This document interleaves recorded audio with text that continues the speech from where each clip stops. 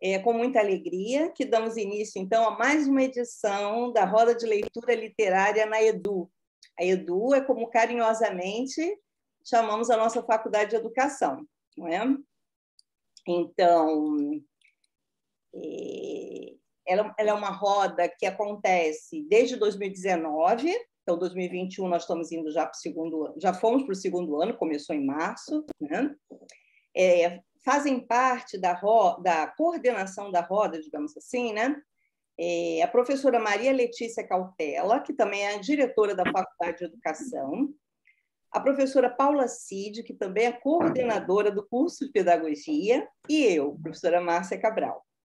Bem, esse quadro, né, de professores é o quadro da Faculdade de Educação. Agora, indo um pouco adiante, nós temos também a professora Ana Carolina Machado, do CAP da UERJ, uma outra coordenadora das rodas, né? Seguindo um pouco mais adiante, temos a Liana Borba, que fez doutoramento conosco, e a professora do Colégio Pedro II. Além da Liana Borba, também fez doutoramento na Faculdade de Educação, né, no Programa de Pós-Graduação de Educação, a Aline Costa, que é professora da rede de Itaguaí, professora de História, e também professora da faculdade de Belford Roxo, que se chama FABEL. Contamos também com um quadro de bolsistas que a gente não pode abrir mão delas, são importantíssimas para toda essa organização, que é a Cláudia Morim, Giovana Cerqueira, e agora nós estamos com a jovem Juliana Morim. Então, é com esse grupo que nós temos contado e estamos tocando as rodas, né, durante esses 2 anos. Está nos dando muita alegria, porque é um projeto de extensão. Portanto, ele é composto, né, a cada roda nós temos um grupo diferenciado de pessoas que procuram, mas, basicamente, os alunos do curso de Pedagogia, né, da graduação, alunos de pós-graduação também, né, e professoras da rede básica do ensino. Então, em particular, né, a Secretaria Municipal de Itaguaí esteve presente por meio das suas professoras de sala de leitura. Então, é com esse quadro, né, que esse desenho que nós temos tocado as rodas de leitura. Hoje, nós temos a alegria de receber o nosso convidado muito especial, que é o Ricardo Azevedo. Ricardo Azevedo é escritor, ilustrador e pesquisador da cultura popular. Ele fez doutorado na USP, né, entre as suas formações, que ele próprio deve comentar, e ganhou vários prêmios, entre eles o Prêmio Jabuti. Tem uma roda literária aqui do Ricardo Azevedo, está atrapalhando, menina? Nós temos que chamar a atenção também por uma outra questão, né, que é a questão do Ricardo se dispor a estar conosco, e isso nos enche de alegria. Portanto, Ricardo, agora você está com a palavra. Muito obrigada. Obrigado, Márcia. É um prazer muito grande estar aqui para poder conversar com vocês e trazer algumas ideias para a gente discutir, na verdade, porque, como você sabe, a gente trabalha, né, nas humanas, na verdade, né? Não tem regras fixas. Eu trabalho com literatura há 40 anos, mas estou cheio de dúvidas até hoje e é isso mesmo, tem que ter dúvida. Se tiver certeza, melhor sair fora, né? Eu preparei, então, uma fala aqui com várias questões, e essas questões elas são questões que me movem, na verdade, elas são anteriores ao trabalho, e eu resolvi trazê-las porque, sem elas, eu acho que a gente, se eu começar a falar lá da ponta, a ponta não interessa, a ponta são os meus livros, entendeu? Que vocês já conhecem, ou, enfim, ou vão conhecer, né? E aí tudo bem, mas qual é a base quer dizer, algumas questões básicas para eu poder trabalhar? É isso que eu trouxe aqui para vocês, né? Então, a primeira questão que eu trago é o seguinte: é a diferenciação entre livros que são prescritivos, livros didáticos, livros que ensinam coisas, né?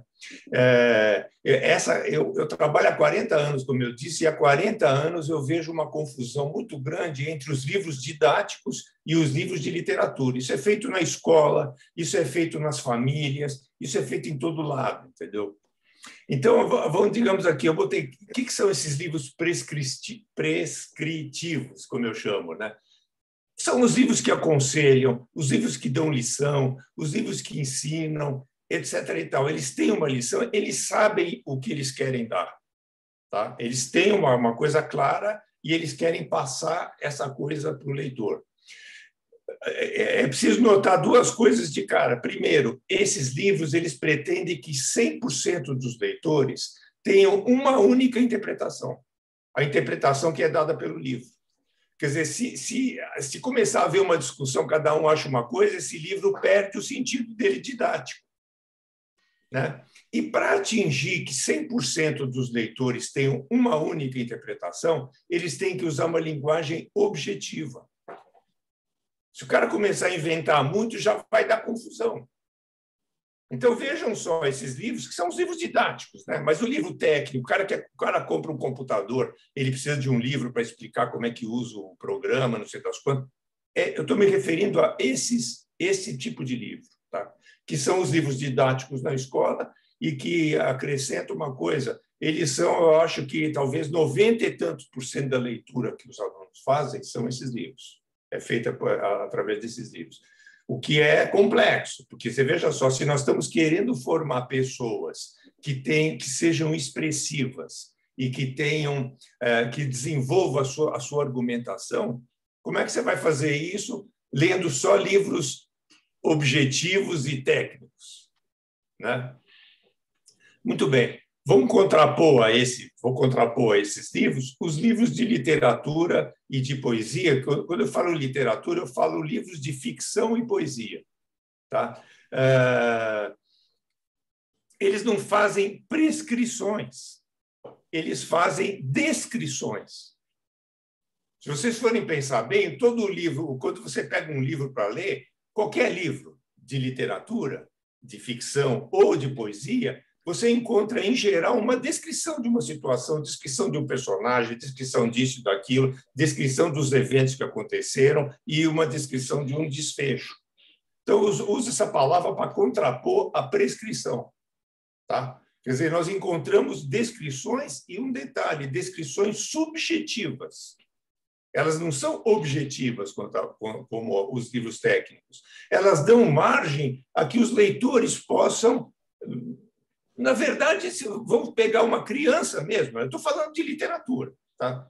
Tanto faz se é para criança, se é para adulto, etc. Mas é muito interessante que uma criança ela tenha uma opinião diferente da professora. E ela coloque a sua opinião e essa opinião seja válida, porque o livro permite isso. Você não pode falar assim, na minha opinião, 2 mais 2 é 37. A professora vai falar, você não entendeu nada. Isso aí mas na literatura você pode. Eu já tive uma experiência uma vez que eu gosto de contar, que eu estava numa escola até em Salvador, e eu estava explicando isso para os alunos, era um pessoal de 10 anos de idade, por aí, né? E eu dei como exemplo de um livro que dá margem à interpretação, de um texto que dá margem à interpretação. O poema era uma casa muito engraçada, não tinha teto, não tinha nada, etc. Eu dei esse exemplo que todo mundo conhece. Aí o menino levantou a mão, não, mas eu sei o que essa casa é. Aí eu parei, mas o que é, né? É uma mulher grávida com um filho na barriga. Genial!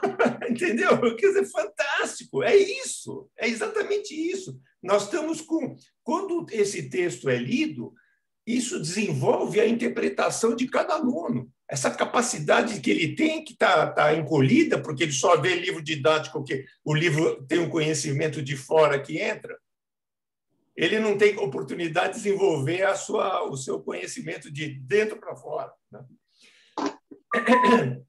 Então, eu quero dizer o seguinte para vocês, quer dizer, enquanto o livro didático é um livro que ensina, que prescreve coisas, O livro de literatura e a poesia, ficção e a poesia, fazem perguntas, na verdade.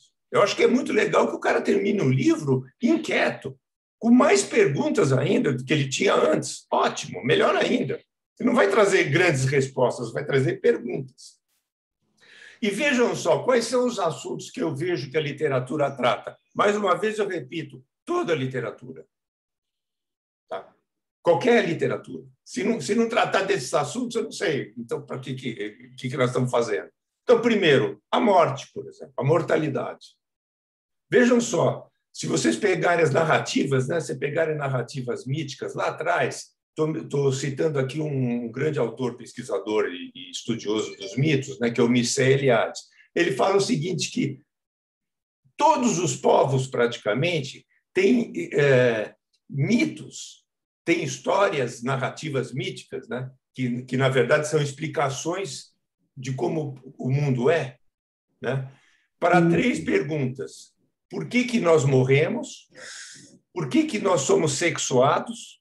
E por que nós precisamos trabalhar para viver? Vejam só, essas questões, elas são questões, até hoje, quer dizer, elas são as questões básicas da gente, né? Por exemplo, se a gente fosse imortal, para que esse encontro aqui hoje? Nós somos imortais. Para que a cultura? Para que a civilização? Para que comer? Para que tomar um vinho? Para que unir pessoas em prol de uma causa? Para quê? Nós somos imortais, se a gente fosse imortal, né? Mas nós não somos imortais. Esse é o problema. Nós precisamos construir um mundo melhor enquanto a gente está aqui e, se a gente for um pouco menos egoísta, pensando também naqueles que não nasceram, mas vão nascer. Isso é uma coisa civilizatória, né? Então, a mortalidade, a busca do parceiro amoroso, né? Eu botei uma lista aqui, a busca do autoconhecimento. Por exemplo, tem um filósofo americano chamado Richard Rorty, ele fala assim, é a luta privada, são os esforços privados para lidar com a nossa finitude. Veja que descrição interessante para a busca do autoconhecimento. É exatamente isso. São buscas privadas, cada um de nós faz a nossa própria busca, né? E sempre lidando com a nossa finitude, é óbvio. Óbvio lulante isso. Quer dizer, esconder isso, qualquer criança já percebeu isso, né? A construção da própria voz, que está ligada à busca do autoconhecimento, né? As iniciações humanas, os processos de iniciação humana. Então, a gente sabe, por exemplo, na literatura para crianças, isso acontece muito, né? Aparece muito, as iniciações, o primeiro namoro, coisas desse tipo e tal, né? Contradições humanas, apresentar o homem não como ser coerente, lógico, perfeito, etc. E tal, que isso aí é para livro didático, sei lá.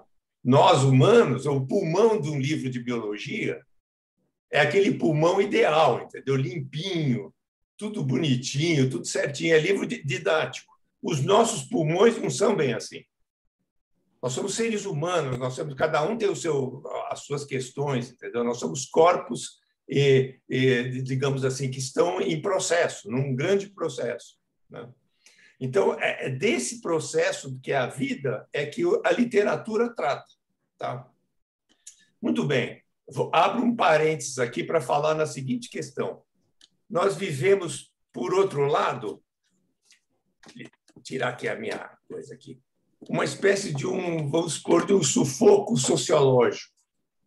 O que eu chamo de sufoco sociológico? É o seguinte, o uso da literatura para defender causas. Então, causas sociais, militâncias, interesses, crenças e o diabo, usa-se a literatura. É muito comum hoje em dia você encontrar o livro é ruim, mas a causa dele é boa. Isso é um problema gravíssimo que nós temos que enfrentar. Hoje em dia, usa-se a literatura e a arte, na verdade, como militância muitas e muitas e muitas vezes. Então, você vê o filme é ruim, mas ele trata de uma causa importante, da demanda tal de tais pessoas, ou da destruição da natureza, ou demandas de grupos minoritários da sociedade, cidadãos que merecem todo o respeito e que têm que se manifestar. Mas tudo isso é muito importante, mas é sociologia, isso que eu estou querendo dizer aqui. Não é a literatura. Não faz sentido você falar em literatura, qualquer que ela seja, inclusive a infantil, que o grande valor dela seja a causa que ela defende. Pelo amor de Deus, é um erro, eu acho um erro crasso isso, né? Então, o que na verdade, preciso dizer, esses livros que defendem causas, eles são didáticos disfarçados.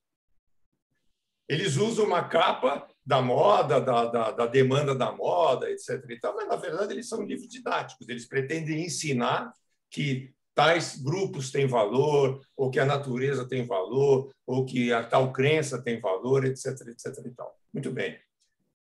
O que caracterizaria a literatura e a poesia e a arte? Fiz uma listinha aqui. Primeiro, a originalidade.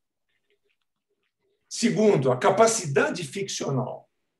Eu quero lembrar para vocês um conhecimento que vem do Bakhtin, Mikhail Bakhtin, né, que é muito importante. A ficção como forma de experimentar a verdade. Olha que interessante isso. Você inventa uma história, mas ela está relatando uma questão humana verdadeiríssima. Vamos dar um exemplo banal. Romeu e Julieta, por exemplo. Tá? Trata de um amor proibido. Isso acontecia em 1600 e acontece hoje, em 2021. Amores que não podem se concretizar, né? Etc. e tal. Então, através da ficção, se experimenta uma questão humana fundamental.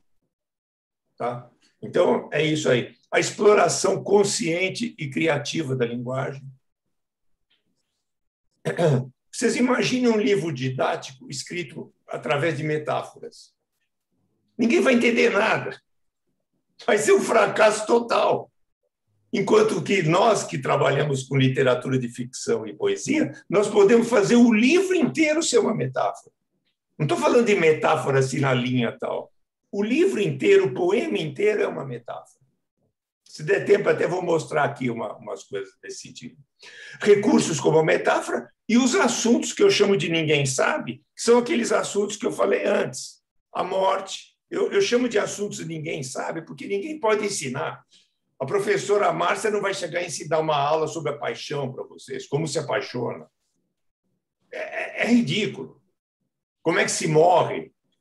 Não vai dar, entendeu? São assuntos humanos complexos, cotidianos ao mesmo tempo, e que nós lidamos o tempo todo. Se vocês forem pensar, eu já vi que tem contadores de história aí no meio, vejam os contos populares, as histórias de encantamento, como elas tratam exatamente desses assuntos. Elas tratam daqueles assuntos que nós mais desejamos e aqueles assuntos que nós mais tememos. Pode ter certeza disso. Muito bem. Outro ponto que eu quero levantar aqui para vocês, né? Eu vejo a literatura,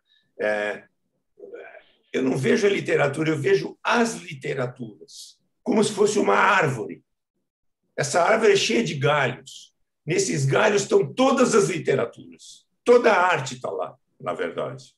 Tá? Então, a literatura adulta, chamada adulta, porque tudo isso é um mercado, apenas isso. Na verdade, é literatura. O que interessa é que ela tenha originalidade, que ela tenha consciência da linguagem, etc., etc. e tal, como eu acabei de falar. Então, dentro dessa árvore, que seria a árvore da literatura ou da arte, até é preferível, então, está tudo. Está a literatura infantil. Se não couber aqui, se ela é didática, sai fora. Ela não é dessa árvore. Ela é da árvore do conhecimento oficial. Tá? Ela é da árvore da religião, por exemplo.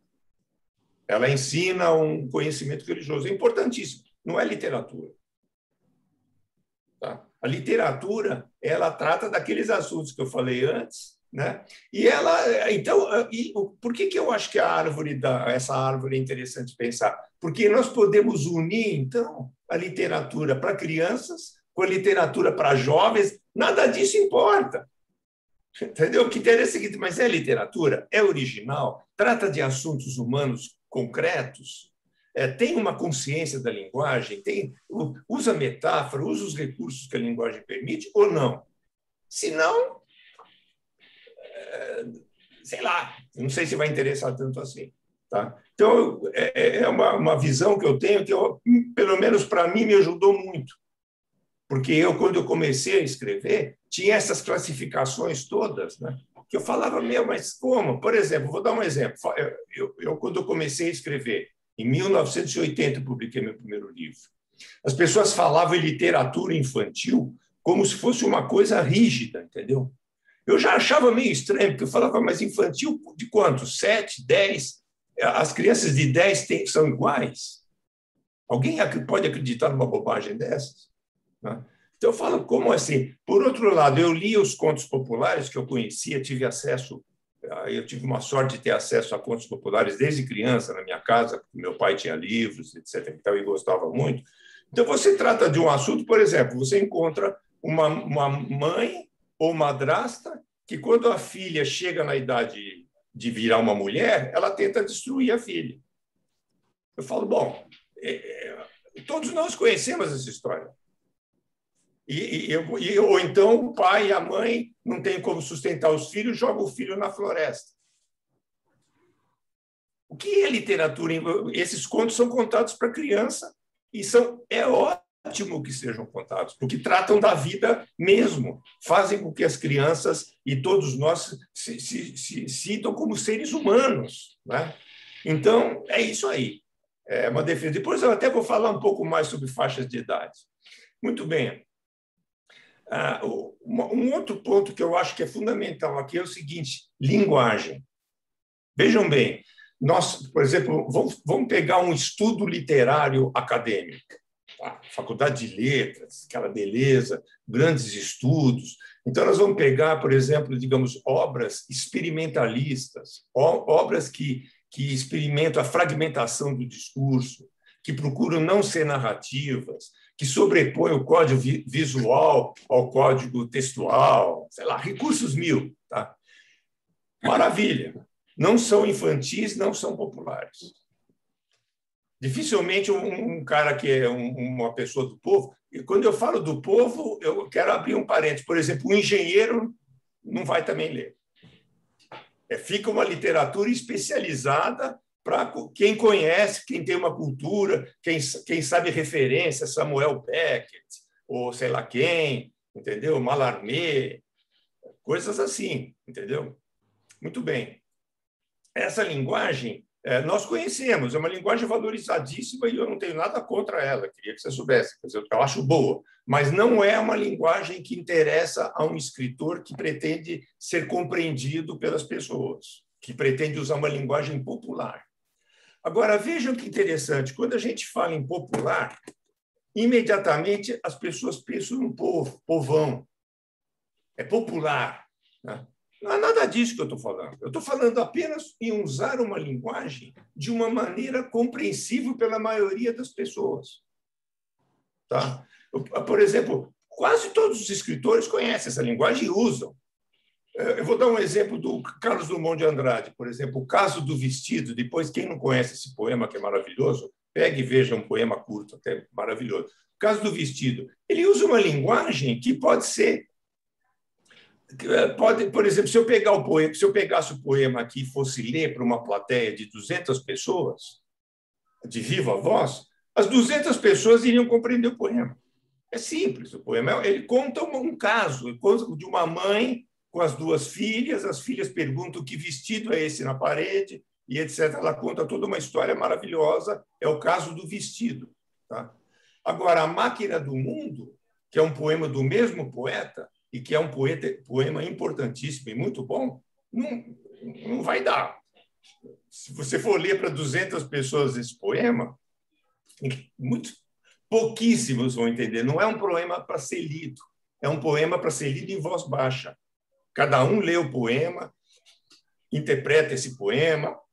É um poema ligado à cultura escrita com tudo. Tá? Enquanto, como eu vejo, né, o discurso popular ele é mais ligado à cultura oral.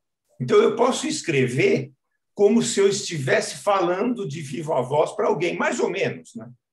Então, o escritor procura falar numa linguagem que seja acessível àquele que está ouvindo. Provavelmente, sem querer ou por querer, o Drummond usou essa linguagem quando ele foi escrever o caso. Olha, o nome do poema já diz tudo, o caso do vestido. Olha que interessante, é um caso que ele está contando, né? Eu vou dar um exemplo para vocês, para ficar mais concreto do que eu estou falando. Eu peguei aqui um poema, eu não estou dizendo que um é bom e outro é ruim, quero deixar claro, são ótimos, mas só para vocês entenderem o que eu estou falando. Vejam esse poema do Murilo Mendes, que eu amo o Murilo Mendes, queria que vocês soubessem disso. Jandira é um dos poemas que mais marcou a minha vida, que é do Murilo Mendes e que eu ouvi, inclusive, quando era criança, na verdade. Vejam esse poema, As Válvulas. As válvulas da válvula, as válvulas da vulva, as válvulas da viola, as válvulas do vulgo, as válvulas do povo, as válvulas do polvo, as válvulas da valsa, as válvulas da viúva. É um poema onde o poeta está experimentando a linguagem, está fazendo aliterações, ele está usando a sonoridade da linguagem. É uma coisa mais complexa esse poema. Esse tipo de experimentação é muito importante, é muito válido e tal, mas ela restringe o número de leitores que se interessam por um poema assim. Ele exige um pré-conhecimento, digamos assim, do que o leitor precisa ter para poder ler esse poema. Vejam esse poema que não é para crianças e não é e nem é muito bom, né? Veja só, Cecília Meirelles. Pus meu sonho no navio e o navio em cima do mar. Depois, abri o mar com as mãos para o meu sonho naufragar. Minhas mãos ainda estão molhadas do azul das ondas entreabertas, e a cor que escorre dos meus dedos colore as areias desertas. O vento vem vindo de longe, a noite se curva de frio, debaixo da água vai morrendo meu sonho dentro de um navio. Chorarei quanto for preciso para fazer com que o mar cresça e o meu navio chegue ao fundo e o meu sonho desapareça. Depois, tudo estará perfeito. Praia lisa, águas ordenadas, meus olhos secos como pedras e as minhas 2 mãos quebradas. Um cara de 8 anos entende todinho isso aqui. Lindo. Então, o que eu estou querendo dizer é o seguinte, isso é que eu estou chamando de uma linguagem popular.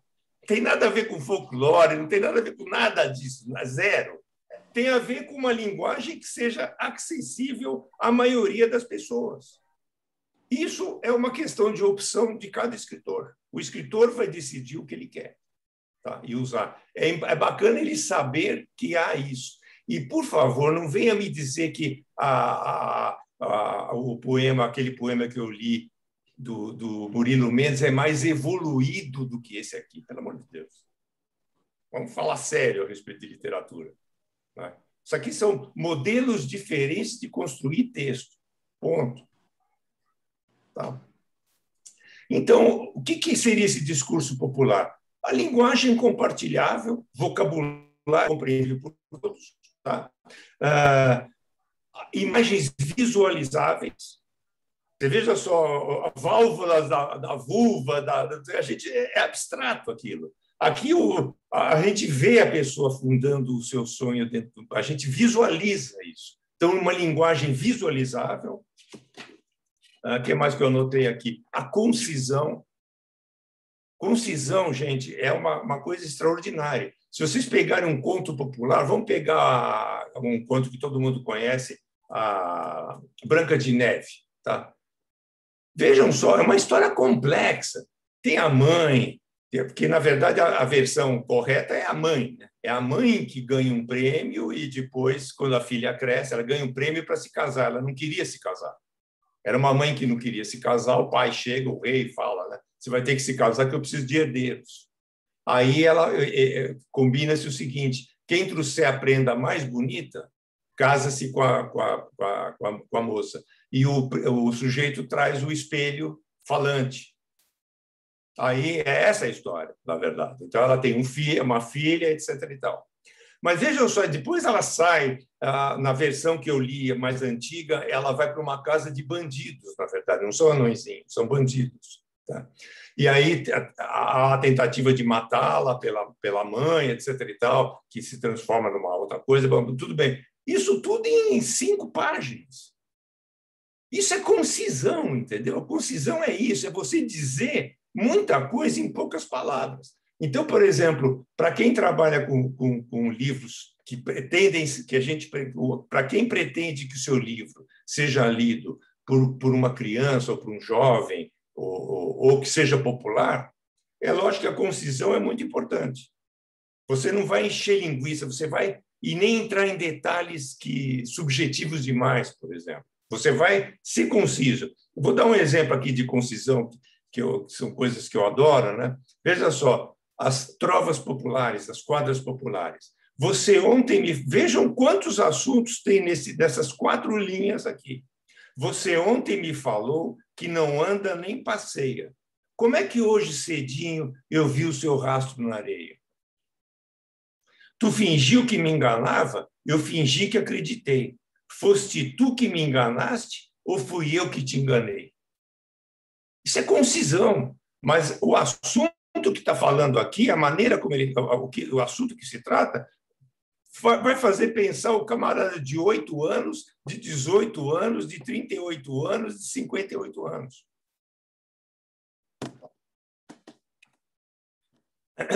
Bom, outra característica que é óbvia, né, é a tendência à narratividade, enredos transitivos, coordenados, lineares, acumulativos, com começo, meio e fim. Se a gente quer escrever um livro para um leitor iniciante ou ser popular, um livro, né, para um leitor normal, digamos que não tenha estudado na universidade letras e que conheça, digamos, procedimentos com a linguagem complicados e tal, a narratividade é uma característica básica. Tá? Existe um outro troço que eu gosto de falar, um outro recurso, que é um recurso que vem da filosofia da linguagem, na verdade, que são o seguinte: atos de fala indiretos. É o seguinte, nessa filosofia, o que acontece é o seguinte: existe, segundo esses filósofos, né, o Austin e o Searle, por exemplo, são 2 filósofos dessa área, eles falam que existe o ato locucionário, é aquilo que a gente fala. Ato, é o ato aquilo que eu falei.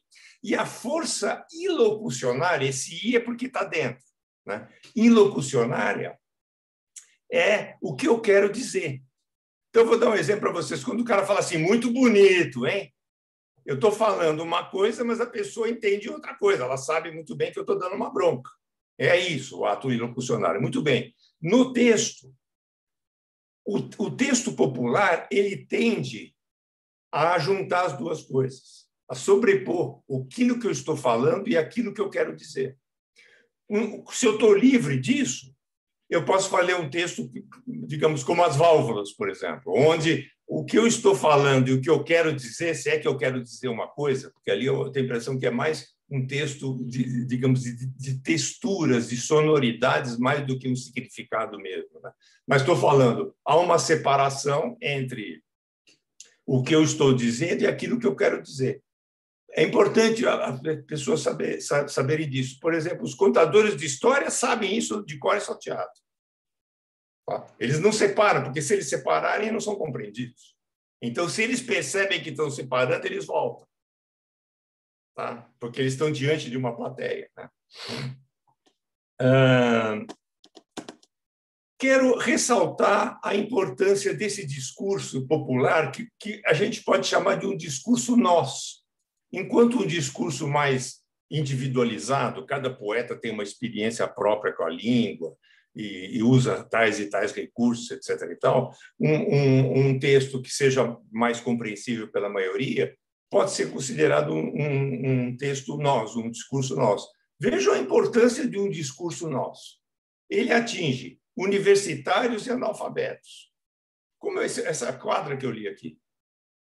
atinge analfabetos, ricos e pobres, adultos, crianças, jovens, velhos, atinge todo mundo. Não é pouco, não é pouco. E outra coisa que vamos chamar esse discurso de um discurso nós, então, né? Um discurso que privilegia, digamos, uma compreensão nós, ou uma emoção nós, ou algo do gênero. Veja só, anotei aqui, vou ler. Creio ainda que o dia que um branco olhar o preto e pensar nós, ou o heterossexual olhar o gay e pensar nós, ou o rico olhar o pobre e pensar nós, ou o cristão olhar o muçulmano e pensar nós, o cidadão local olhar o imigrante e pensar nós, ou o adulto olhar a criança e pensar nós, e vice-versa em todos os casos, nosso mundo vai ser melhor.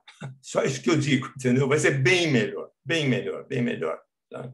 Então, defendo a importância, não recuso o discurso experimental, porque, na verdade, a gente sabe que a literatura, ela vem, muitas vezes, ela se expande através de uso excepcional da linguagem, etc. e tal. Mas defendo também que se use uma linguagem onde a linguagem é mais um suporte para que uma ideia boa apareça, porque muitas vezes o discurso experimental ele não tem tantas ideias, ele fica mais na forma do que propriamente no conteúdo. Uma discussão larga não vou desenvolver aqui porque nem dá. Eu, como escritor de livros para criança, eu fui constatando ao longo do tempo, né, que é muito mais importante para mim escrever pensando que adultos e crianças são parecidos do que são diferentes. Eu tenho 71 anos de idade, eu nunca tive 71 anos de idade antes. É a primeira vez, estou inaugurando essa idade. Muito bem, eu preciso aprender a ter 71 anos de idade. Né? O cara de 7 anos nunca teve 7 anos de idade e está aprendendo, e assim nós somos aprendizes da vida. É melhor. Né? O Wolfgang Iser, que é um teórico da literatura, ele fala um negócio que eu acho sensacional. Ele fala o seguinte, olha, veja bem, o homem, quando nasce, quando ele percebe que nasceu, já se passaram uns 3 anos. Então, ele pega um bonde andando, na verdade. Quando ele se vê no mundo, já está instalada toda uma situação que ele tem que entrar. O Iser chama de ponto cardial inicial. O ponto cardial final é a morte. Quando o cara vai ter uma compreensão cognitiva da morte, morre, estica as canelas e acabou. Entre esse ponto cardial inicial e esse ponto cardial final, nós envelhecemos e adquirimos experiências. Então, por exemplo, uma dúvida que você tem quando você tem 15 anos, quando você tem 20 anos, ela desapareceu. Mas só que surgiram outras dúvidas. E nós vamos de dúvidas em dúvidas, de acertos e tropeços. O Wolfgang Iser fala, não é fácil ser um ser humano, é complexo. E essas dúvidas que nós temos, que são buracos que ficam dentro da gente, nós preenchemos muitas vezes com a ficção, diz o Iser. Nós usamos a ficção para preencher esses buracos que nós temos praticamente, faz parte da nossa vida. Tá? Então, mais uma razão para a gente poder fazer ficção. Quem sabe tudo não precisa preencher, não tem buraco nenhum. Ok, parabéns. Vai ser difícil acreditar, mas tudo bem, se a pessoa acha isso mesmo. Né? Então, para mim, como cidadão, escritor, eu luto para que os meus textos sejam compreensíveis, tá? Sejam acessíveis, sejam populares e, ao mesmo tempo, tratem de assuntos que são os assuntos que eu considero, sejam originais, tratem de assuntos da vida concreta humana, tenham um mínimo de curiosidade com a linguagem, tenham um mínimo de traquejo com a linguagem, sejam bem escritos e tal. Procure esse tipo de coisa. Né? Eu já vou terminar a minha fala, são 14h54, para até abrir espaço para vocês perguntarem. Né? Eu quero trazer um complicador que eu diria que é um baita de um complicador para tudo isso que eu falei até agora. É o seguinte, gente, eu costumo dizer isso, já falei isso outras vezes, né? Nós temos o estranho privilégio de viver no século XVIII, XIX, XX e XXI, tudo ao mesmo tempo. Então, ao mesmo tempo, nós somos pós-modernos, nós somos individualistas. Fiz uma lista aqui, quer ver? Olha, a glorificação das subjetividades e das singularidades, nós conhecemos isso. A recusa às narrativas fundantes, eu não sei se vocês... vale a pena estudar isso, né? Por exemplo, Ernesto Laclau, tem vários caras da pós-modernidade, críticos ou que estudam a pós-modernidade, que trazem isso. A recusa à narrativa fundante é a recusa de tudo que a cultura construiu. Você fala assim, não, quem disse que isso aqui é literatura? Eu digo, pronto, acabou. Então, a história da arte, por exemplo, quem disse que a história da arte é feita dessa forma assim? Isso aí está errado, isso aí foi da burguesia que fez, etc. E tal. Então, é uma recusa de toda a história da cultura, para ficar na cultura, né?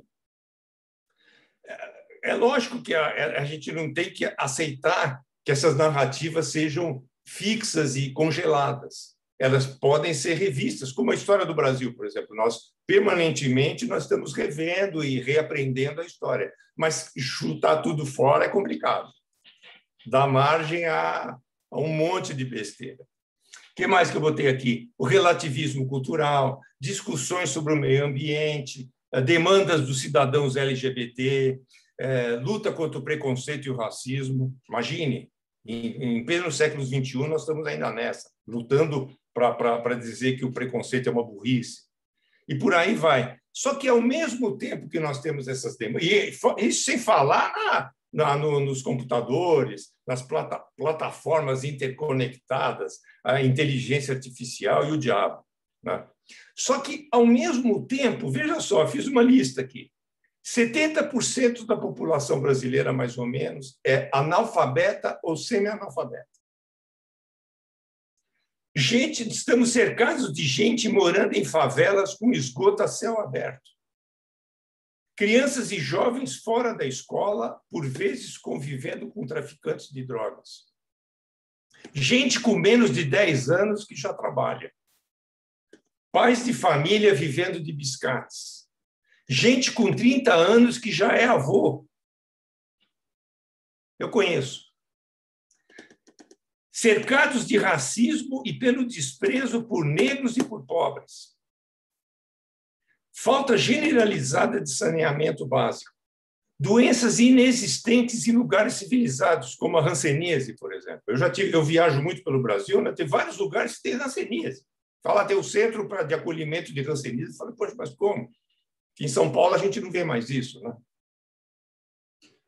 Gente que ainda precisa recorrer a simpatias e bezeduras quando fica doente. Gente condenada de pai para filho ao trabalho braçal e, ao mesmo tempo, políticos corruptos soltos graças ao inacreditável foro privilegiado. Vejam bem, o cara tem nível superior, ele não vai na cadeia dos outros. Ele vai numa cadeia porque ele é universitário. E incluo aqui a prisão especial para quem tem nível superior e o foro privilegiado para quem é... Não, a prisão especial é que é para o nível superior, né? Na verdade, o foro privilegiado são políticos que têm foro especial. Tenha santa paciência. Então, veja só, como ser um escritor, seja para criança, seja para adulto, seja para quem for, entendeu? Diante de uma paisagem como essa. Isso é um desafio que eu faço a vocês também, para todos vocês, os jovens que estão começando, que estão estudando, e todo mundo. Como lidar com isso? Fingir que nós estamos na Europa? Complicado, né? Fingir que faz de conta que não existe nada disso, faz de conta que a gente sai na rua e não vê o que a gente está vendo. E essa pandemia só piorou e ainda tornou mais dramática a situação ainda, né? Então, no ambiente onde, a questão que eu coloco, né? Num ambiente onde 70% da população é formada por semi-analfabetos, com cerca de 13% de analfabetos, mais ou menos, essas posturas egocentradas, vanguardistas, pós-modernas, etc. e tal, talvez contribuam para manter esse velho e bom fosso da Casa Grande e da Senzala, porque é inacreditável uma pessoa ser tão de vanguarda num país com essas condições.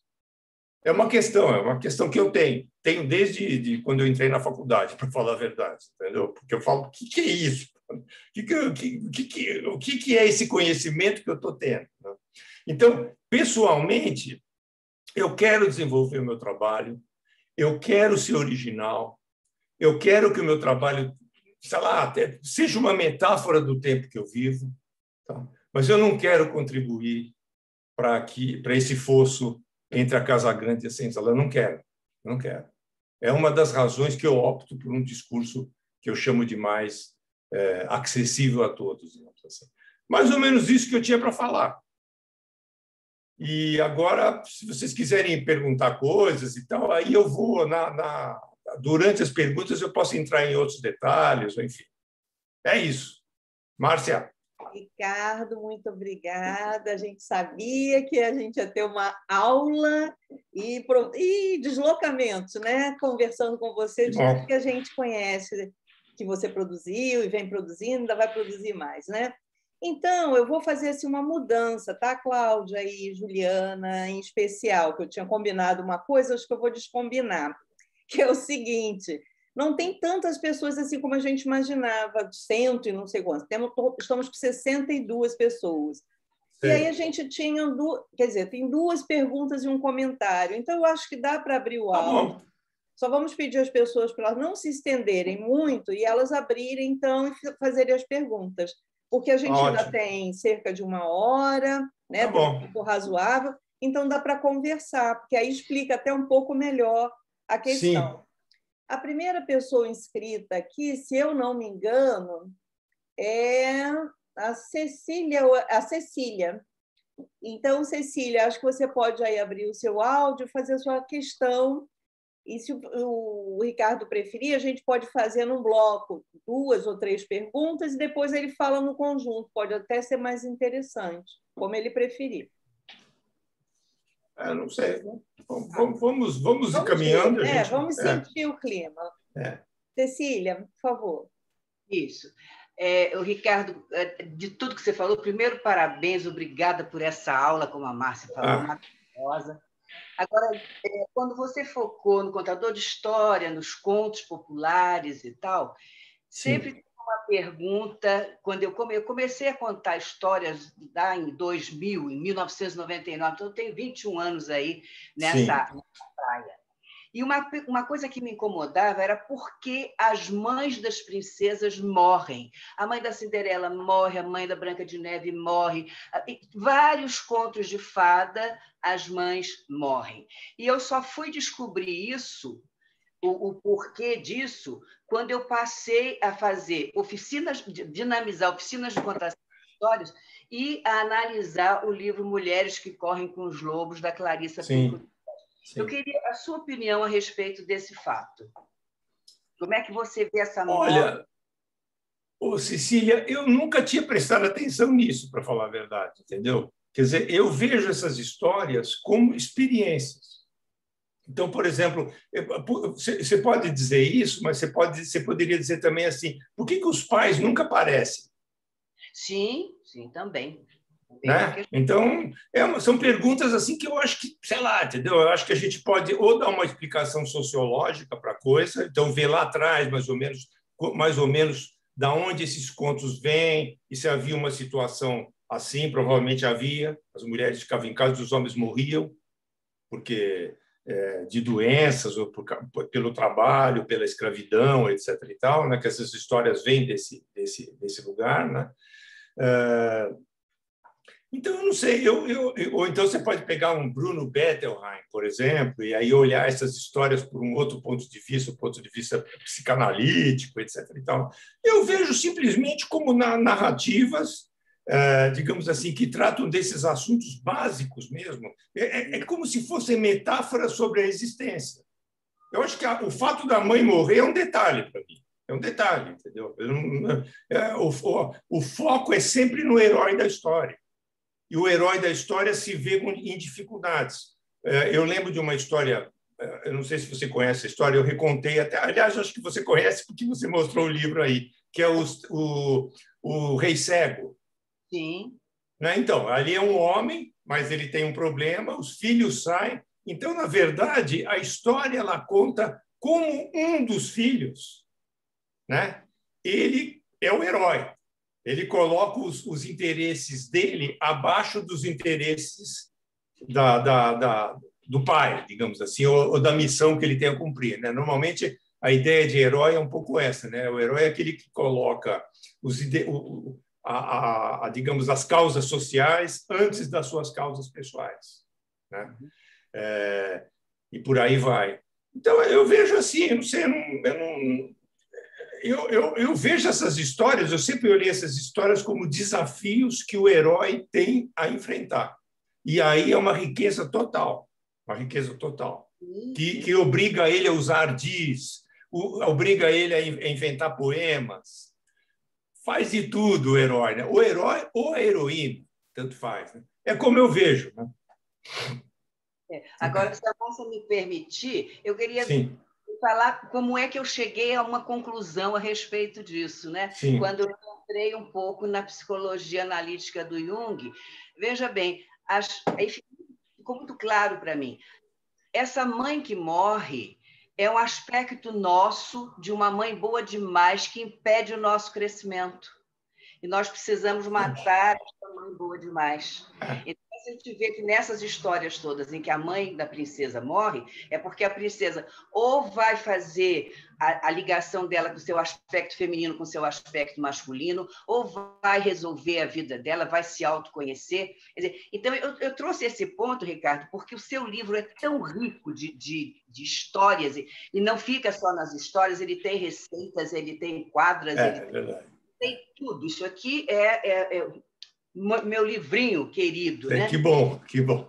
Então, agora, eu falar o nome do livro, Cecília, porque teve gente que entrou depois, por favor. Armazém do Folclore. Ah, tá. O Armazém do Folclore, né? Tá. E esse aqui, numa oficina de formação de contador de histórias, eu não tenho problema de procurar nada, está tudo aqui. Que bom, que bom. Que a gente precisa aqui. Mas que bom. Com essa coisa aí da mãe boa demais, foi porque eu fico meio preocupada que às vezes as pessoas veem o conto e não entendem bem o porquê. E causa muito, como contadora de histórias, eu vejo muita reação das pessoas ao conto e vejo que elas estão sofrendo ali, porque é o autoconhecimento. Sim. Não, mas se você for pensar, quer dizer, o cara está sem pai nem mãe. Essa expressão, né, sem pai nem mãe, quer dizer, eu vejo os heróis sempre eles lutando pelo seu desenvolvimento pessoal. Eles estão sempre assim, né? E mesmo no caso de uma Branca de Neve, que a mãe manda matar, ou a madrasta é a invenção do Walt Disney, né? Na verdade é a mãe mesmo que manda matar, porque ela vira uma mulher. Então é uma competição de fêmeas, assim, né? Ok, entendeu? Quer dizer, o fato é o seguinte: a gente tem ser humano nós temos muitos desafios a enfrentar e é isso. As histórias elas trazem isso para a gente, por isso que elas são um tesouro, né? Isso. Né? Dando continuidade, vou pedir aqui licença então para vocês. Tem um comentário da Marli. Marli está por aí? Será que ela própria quer falar um pouquinho? Ou prefere que eu leia?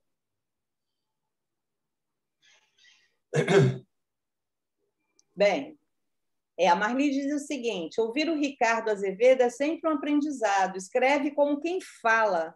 Adoro muito.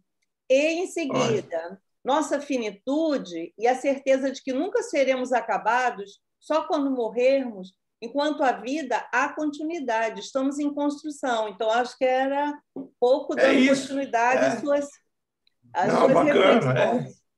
Não, muito bom. E ainda disse: olha, Ricardo, a literatura não precisa mesmo defender nada. Acho que era aquela coisa da militância que você trazia, né? Sim. O crescimento. Começa colocando para que você... Márcia, tem uma leitura que eu fiz. Nicole, ativar o mudo. Pronto, já ativei. Vamos adiante. Eu queria comentar uma coisa, né? Tem um conhecimento do Norberto Bobbio, que é um historiador e um filósofo da política, né? Ele fala, ele seguindo usando um personagem do Dostoiévski, ele fala assim: se Deus não existe, tudo é permitido. Mas aí o Bobbio completa: mas se Deus existe e está do meu lado, tudo é permitido. Calma aí. Então, por exemplo, por isso é que defender causas é complexo, porque é o Deus daquela pessoa, é a crença daquela pessoa, né? Então, não é a praia da literatura. Literatura ela não é importante por causa disso. Pode até ter essa questão, uma questão de uma militância dentro da literatura, mas não vai ser por essa militância que a obra é boa. A obra é boa porque ela é original, porque ela tem um texto bacana, porque tem personagens ricos, etc. e tal. Ana Carolina Mata Machado, por favor, falar, né, Ana Carolina? É a nossa falante, aí, mediadora também da roda. Vamos lá, Ana. Não, eu lembrei, quando você falou do Iser, eu lembrei do Milan Kundera. Eu lembrei do Milan Kundera, na verdade, que ele fala que não existe ensaio para a vida, né? Que é sempre uma primeira vez. Sim, sim. Mas eu queria aproveitar, Ricardo, que eu estou aqui, porque a minha filha, de 11 anos, é muito sua fã. Então, ela que pediu... bom. Cadê ela? Ela está aqui, ela está. Bota ela aí, por favor, essa fofa. E ela me pediu muito para conversar com você e te fazer duas perguntas. Uma é o seguinte: a história desse livro aqui, que é uma outra enciclopédia canina. E também, essa nós duas temos curiosidade de saber, né? Assim, você tem uma obra para a infância muito substancial, muito importante. O que tem do menino Ricardo Azevedo nessa obra e como é essa construção e esse diálogo com a infância que você fez ao longo de toda a sua trajetória? A gente usa lá no CAP vários livros seus. Então, assim, está sendo muito, muito bom te ouvir aqui nesse espaço. Que bom, Ana Carolina. Obrigada. Bacana, eu que agradeço. Cadê ela, Carolina? Bota ela aí um pouquinho. Vou botar.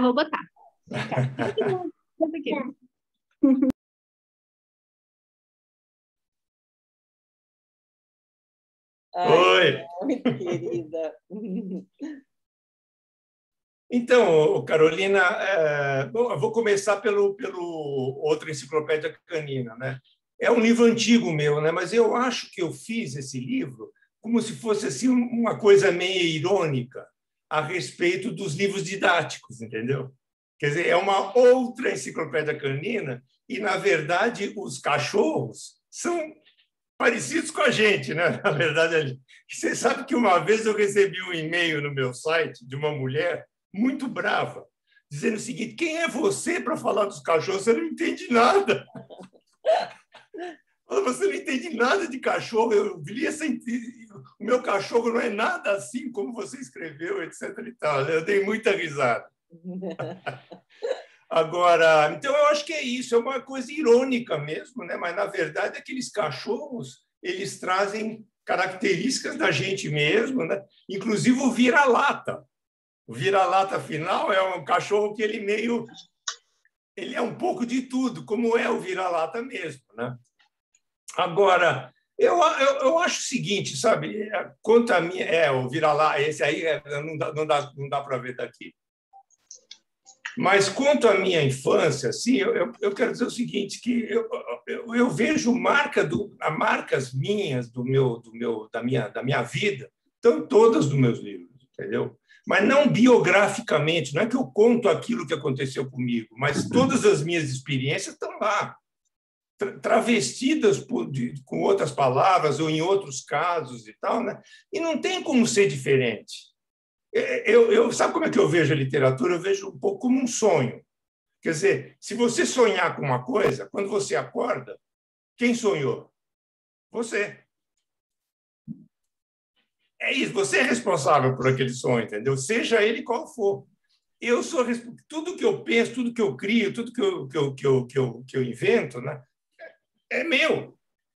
É parte minha, não tem dúvida a respeito disso. Então, eu acho que vem memórias, insights que a gente tem, é uma mistura, as leituras que eu fiz durante toda a vida e faço até hoje, Leitura é uma coisa fundamental para mim, né? Eu não consigo conceber o trabalho de escritor sem a leitura. A leitura é uma coisa só, entendeu? E por quê? Porque você lê um livro, você era uma pessoa, você acaba de ler o livro, às vezes aquele livro faz assim, ó. Ele faz a gente ver uma coisa que a gente não via antes. E aí você lê outro livro, acontece isso, outro livro. Então a gente vai ampliando a nossa consciência, digamos assim, da vida, do mundo e da gente mesmo, através de livros, não só de literatura, de estudos, filósofos que a gente lê, tudo, qualquer literatura, qualquer livro tem a chance de abrir um pouco a nossa cabeça, é muito bom. E aconselho aí a tua filha a ler muito, vai fundo. Beleza, agora a gente tem a Samira, uma pergunta. Samira, você gostaria de fazer a questão ou prefere que a gente leia? Posso fazer. Tá, então vai, Samira. Cadê você? Estou aparecendo já?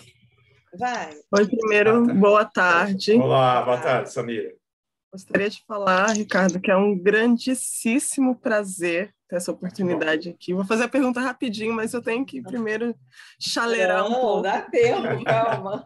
As suas obras marcaram muito a minha história como pesquisadora, como contadora de histórias, depois como pesquisadora de literatura infantil. Usei a sua dissertação na minha dissertação, inclusive. Que legal! Porque a dissertação dele é fantástica. É uma tese, né? Toda. Onde você fez, Samira? E assim, eu gostaria, eu te escutei muito falar sobre esse fosso que a literatura tem criado com essas experimentações, né? Sim. E eu queria saber como é que você vê isso na literatura infantil, porque também há, se a gente for pensar de uns 20, 30 anos para cá, uma experimentação muito grande com os materiais, com os suportes, né, com as expressões ali, e enquanto a gente tem livros como o seu, que a expressão toda, tudo que a gente precisa está na palavra. É lógico que as ilustrações são lindas, aquela coleção de xilogravura, eu sou apaixonada, mas está na palavra. Como é que o senhor vê isso? O senhor vê como também uma forma de criar um fosso e criar uma literatura infantil elitizada, ou você vê como uma nova oportunidade? Como é que acontece? Difícil dizer, né? Porque eu também não sei se eu consigo ser assim, Samira, de dizer assim que eu consigo acompanhar tanto o que se faz. Entendeu? Eu vejo coisas interessantes, mas, de fato, eu vejo às vezes coisas. Agora, recentemente, me deram uns livros para ler, que foram lançados há pouco tempo atrás, para crianças e jovens, assim, mais para crianças, né? Eu acho que as crianças não vão ter interesse naquilo, entendeu? Nesses livros que eu li ali, muito bem ilustrados. Então, uma ilustração muito rica, né? Agora, é difícil julgar, né? Também eu falei muito assim, uma coisa muito minha mesmo, assim, sabe? Que desde a faculdade eu via, porque o meu caso foi assim, eu fiz artes plásticas primeiro, eu escrevia, mas optei por fazer artes porque o jornalismo não tinha faculdade de noite na época, coisa assim, motivos desses assim bem simples. Eu ia fazer jornalismo, na verdade. Mas então eu fiz primeiro artes. E o contato com as artes, eu fiz uma boa faculdade aqui de São Paulo, na FAAP, né? Mas aquilo já começou, por exemplo, na minha época, que era década de 70, era arte de vanguarda total, arte conceitual, entendeu? Meus professores muitos deles eram artistas conceituais e tal, né? E eu tinha muitas dúvidas a respeito disso. Ao mesmo tempo, havia um desprezo ao desenho, olha que interessante, ao desenho, e eu queria desenhar, porque eu queria escrever e desenhar. Então, eu comparo o desenho a uma linguagem narrativa, escrita, entendeu? Quando, na verdade, a pessoa está querendo fragmentar e tal. A minha dúvida, Samira, é só essa, quer dizer, num país como o nosso, se fosse na Suécia, é outro papo, entendeu? Na França, tudo bem, mas num país como o nosso, com 70% das pessoas semi-analfabetas, mal conseguem ler uma bula de remédio, e você, de repente, se arvorar a revolucionar a linguagem da literatura, coisa de dizer, como eu já vi gente falando, até eu já vi gente falando, por exemplo, escritores falando assim: eu não ligo para o leitor, eu não estou nem aí para o leitor, entendeu? Eu escrevo para mim mesmo. É dose para elefante, quer dizer, por que publica, então? Né? Pensa bem, por que o cara publica? Então, eu acho que é o problema daqui. Eu não sou contra a experimentação, não sou contra nada disso, entendeu? Mas eu acho que não é fácil fazer um bom trabalho. Seja um trabalho experimental, seja um trabalho mais convencional, digamos assim, mas fazer um bom trabalho é difícil. E muitas vezes eu vejo maus trabalhos pretensiosos, entendeu? Com uma arrogância, assim, uma coisa, e na verdade você vai ver, não é nada, entendeu? Então, sei lá, não sei se eu respondi muito, mas eu quis trazer uma coisa muito minha também, uma angústia minha de uma pessoa que teve oportunidade de estudar, oportunidade de ter conhecimento, e, de repente, ficar lá no alto da montanha, entendeu? Porque, se eu quiser, eu posso ficar lá no alto também, falar difícil e falar em altas teorias. Eu já tive oportunidade de... Vou contar um caso para você, já que tem um tempinho, né? Uma vez eu fui fazer uma palestra em Roraima para professores da prefeitura. E eu tinha preparado aquela palestra, eu já tinha dado várias vezes, entendeu? E era uma palestra que falava de literatura de ficção. Eu comecei a perceber que eu falava de ficção e as pessoas olhavam um para a cara do outro, assim, eu falei, pô, são professoras, estou falando de professoras, veja só, que dão literatura, inclusive, que dão para crianças, né? Aí chegou uma hora que eu percebi que tinha um estranhamento lá, eu resolvi abrir o jogo, falei, vem cá, me conte. Eu vou resumir a história. Ali, muitas pessoas eram descendentes de índios. Eles são da cultura popular mesmo, e da cultura popular indígena. Índios não têm ficção. Índios têm narrativas míticas, que eles acreditam, são histórias inventadas, mas eles não chamam de ficção isso. É um conhecimento, digamos, transcendental, metafísico, que são as narrativas míticas. Tem casos que eles... Mas não tem um índio que chega assim, entra senta embaixo do mar e fala, vou inventar uma história. Não existe isso. Eles não têm. Isso é uma cultura europeia. Veja só. Veja que dificuldade que é. Então, você imagina, o cara é professor, o cara vem de uma tradição oral total, inclusive com marcas indígenas. Ele chega na escola, vem alguém e fala de Samuel Beckett, ou fala de uma literatura muito complexa, entendeu? Ou fala de ficção, como eu falei aqui para vocês hoje. O cara fala, pô, o que esse cara está falando? Esse é o Brasil, entendeu? Então, nós temos que estar atentos a isso, né? Falar assim, eu quero que essas pessoas tenham conhecimento, eu não quero que elas sejam apartadas, digamos, excluídas porque elas não sabem. Ao contrário. Então, nós devemos chegar para essas pessoas, pô, me conta as suas histórias, deixa eu entender melhor como é que vocês veem, para a gente poder fazer uma troca. Né? É mais ou menos isso. Não sei se eu respondi, mas... Tudo bem, Ricardo. Perfeitamente, professor. Muito obrigada. Muito obrigada. Então, vamos adiante um pouquinho. Nós temos aqui a questão, peraí, da Ana Sueli. Não, primeiro a Sônia fez um comentário. Palestra maravilhosa, assuntos bem atuais, de sabedoria. Que bom. Viu, Ricardo? Sabedoria. Ana Suelen, a pergunta dela. Você quer, Ana Suelen, fazer comentário?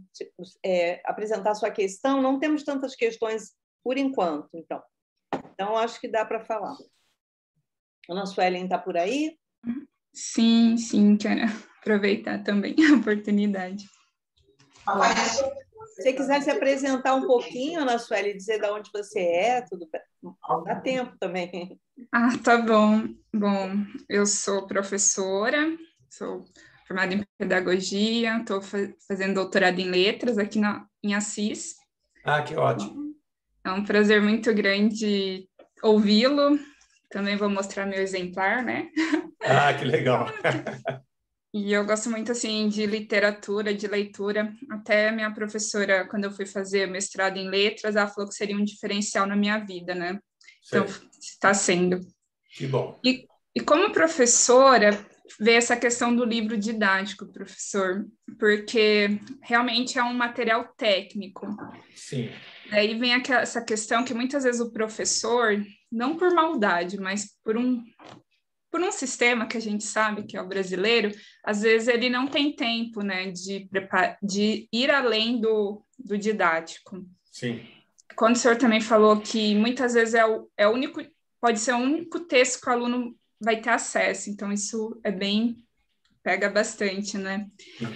Então, assim, que às vezes o professor pode confundir, né, que o didático não é o fim em si mesmo, seria um recurso, né? E às vezes, por não ter um repertório de leitura, porque também, assim, para formar um leitor, tem que ser leitor, né? E eu vejo, assim, que não é só ensinar técnicas, porque quando eu vejo pessoas que leem, que gostam de leitura, eu falo assim, eu não sou leitora, né? Eu quero ler tanto quanto essa pessoa, como o senhor falando das leituras, das professoras que eu tive na faculdade. Então, seria mais essa questão, né? Mais um comentário, né? Essa importância, né, da formação do professor, também a questão das pesquisas, né? Porque muito se fala sobre leitura, tanto no governo quanto nas universidades, mas parece que no chão da escola, parece que não tem esse diálogo muitas vezes, porque a gente vê nas pesquisas, sim, muitos analfabetos. Bom, e outra pergunta que surgiu agora, falando sobre cultura oral, que na pandemia as bibliotecas estão fechadas, e eu também estou no ensino remoto. E uma alternativa que eu achei foi assim, dos alunos resgatarem histórias orais, né?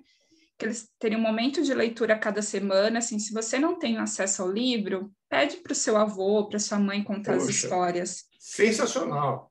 Que, assim, para ter esse contato com a ficção, né? Ainda mais nesse momento que nós vivemos. E até esse momento tão difícil que eu estou com meus pais com Covid, assim, e eu vejo quanto que o contato com a tradição oral foi importante. Meu pai contando as histórias do Pedro Malazarte, eu falei assim, ele estava plantando a sementinha, assim, da literatura. Assim, por mais que ele nunca sentou para ler um livro comigo, mas ele contava as histórias, então foi muito rico, assim. Muito obrigada, professor. Espero não ter passado muito do tempo. Não, viu, Ana Sueli? Eu acho o seguinte, eu acho que, bom, primeiro, eu vou começar pelo final da sua observação. É fantástico isso. Veja só, quando a criança, muitas crianças que vêm das tradições populares, elas chegam na escola, o que a escola diz para elas é o seguinte: você não sabe nada, seu pai não sabe nada, seu avô não sabe nada, agora você vai aprender. Quer dizer, se ignora toda a cultura popular. Você imagina, além de tudo, é uma ofensa. Que o cara fala, pô, eu sou nada, então. Ele não é, ele tem uma cultura, é uma cultura oral. Então, esses contos populares, as quadras populares, os ditados populares, o samba, isso é tudo popular, não foi inventado na universidade, né? Então, eu acho que uma escola brasileira ela teria a obrigação de conhecer isso e fazer essa ponte, entendeu? Quer dizer, recuperar, como você teve essa ótima ideia, que eu acho perfeita mesmo. Faça a pesquisa na sua casa, tragam os contos que os seus pais ou seus avós podem contar e contem para nós. Veja que exercício bacana. Ele vai ter que colocar esse texto no papel, vai ter que organizar esse texto e contar, e às vezes são histórias que ninguém conhece, porque a tradição oral é gigantesca, né? Cada um conta de um jeito. Então, eu acho fantástico isso. Eu queria dizer para você também que o professor no Brasil ele vive o drama de um país desigual como o nosso. O professor não tem tempo para se preparar. A verdade é essa. A maioria dos professores não tem tempo para ler e, às vezes, não tem nem dinheiro para comprar livro. Quer dizer, ele vai para a escola, ele dá aula, não tem. Então, é um drama de um país assim. Nós temos que lutar para que eles ganhem melhor, tenham mais condições de trabalho. Eu li um livro há uns anos atrás de uma pesquisadora americana que ela pegou os 3 países que ganharam digamos assim, consideradas na época, que fizeram aquele exame PISA e foram considerados as melhores escolas do mundo, as melhores educações do mundo. Naquela época eram Finlândia, Iugoslávia, se não me engano, e Coreia do Sul. E ela foi para lá acompanhando alunos americanos que estavam fazendo bolsa lá, para ela ver como é que era a educação, né?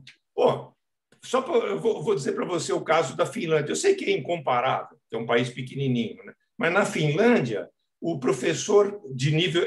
ali era ensino médio. Tá? O professor de ensino médio, todos têm pós-graduação e todos ganham muito bem.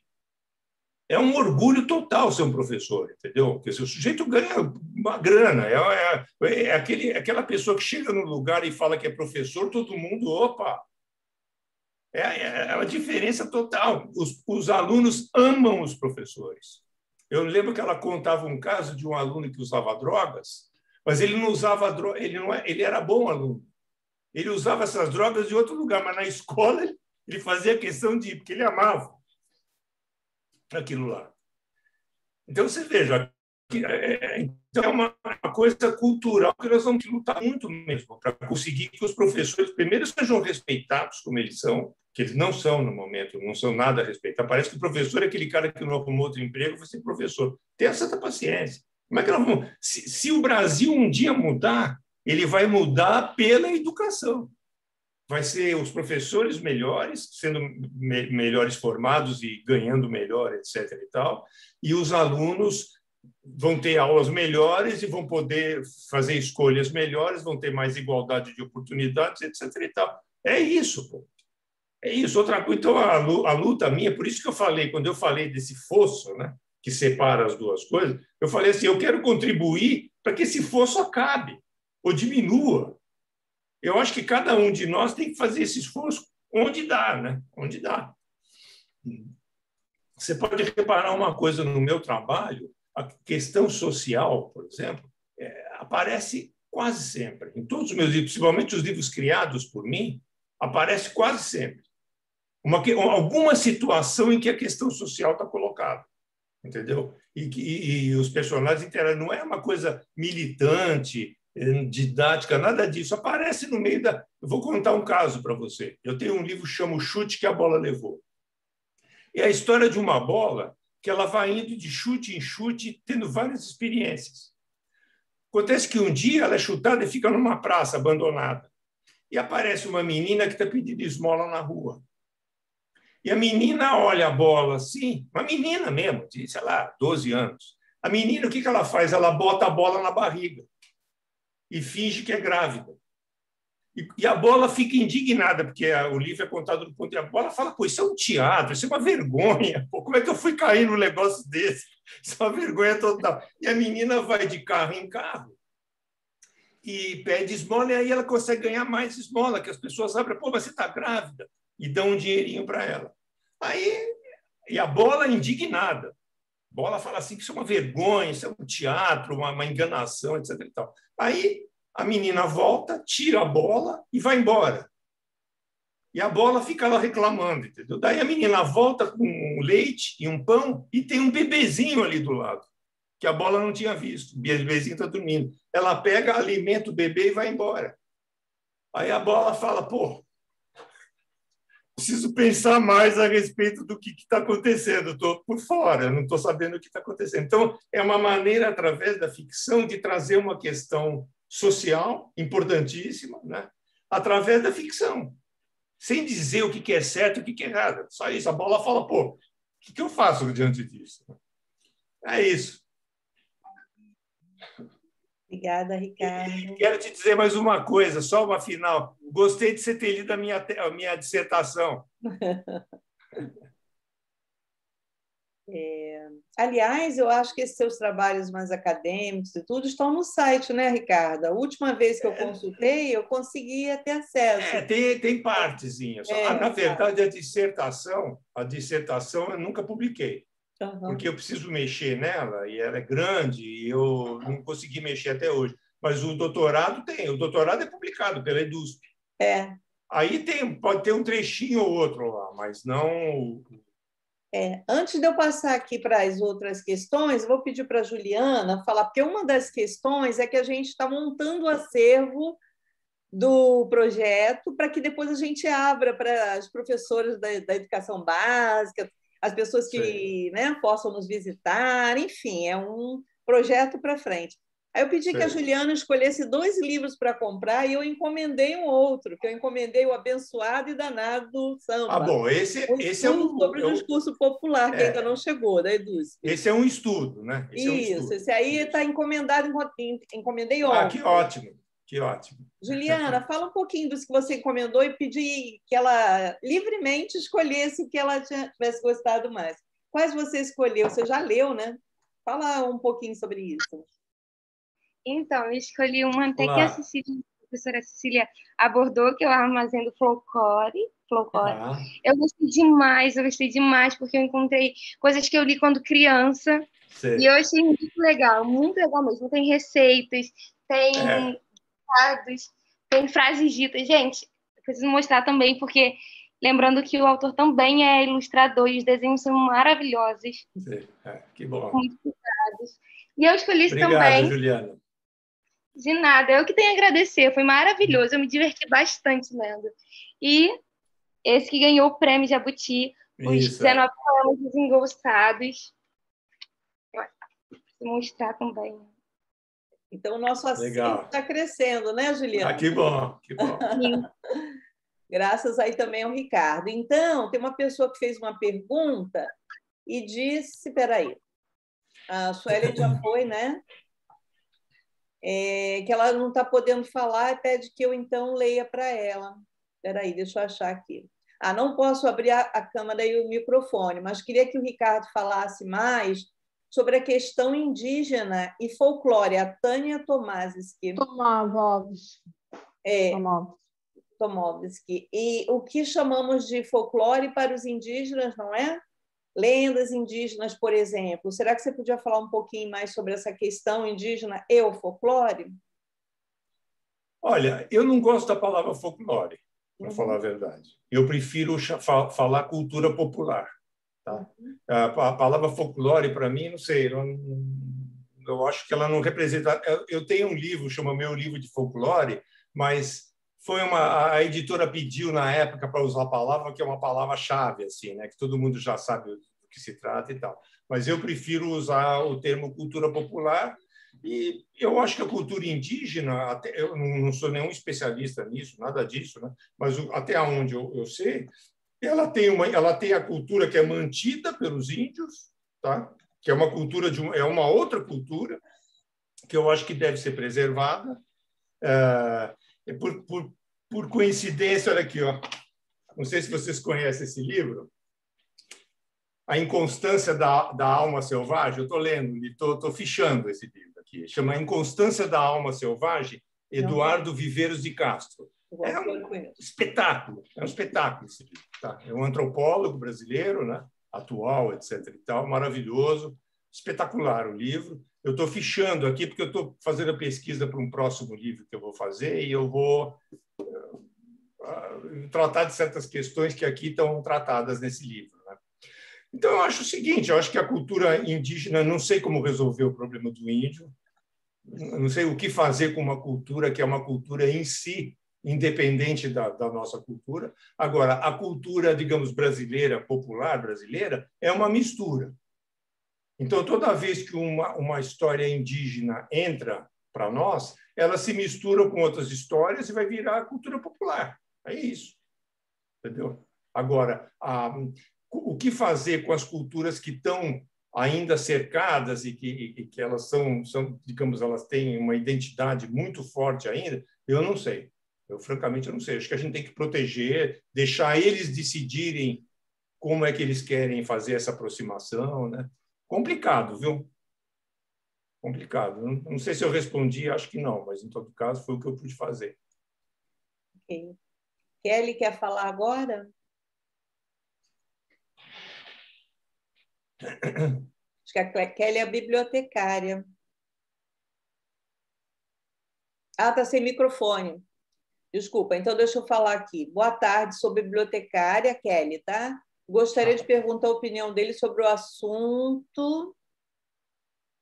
Tenho percebido muitos livros publicados atualmente com lição de moral e exemplificação de comportamentos. São similares às fábulas, porém são contos. E esses livros são muito bem aceitos pelos professores, pelos pais. Poderia comentar, Ricardo, por favor? O meu comentário, Kelly, é o seguinte: é a invasão do politicamente correto nas nossas vidas. É isso. É uma ditatização. Pega-se uma coisa moralista. Eu imagino que as pessoas adorem mesmo, porque agora o momento é esse. É por isso que eu comecei falando de livros prescritivos, justamente, né? Livros que trazem lições de moral, etc. e tal. Mas veja só, da lição de moral num país que 70% das pessoas são semi-analfabetas e moram em favelas,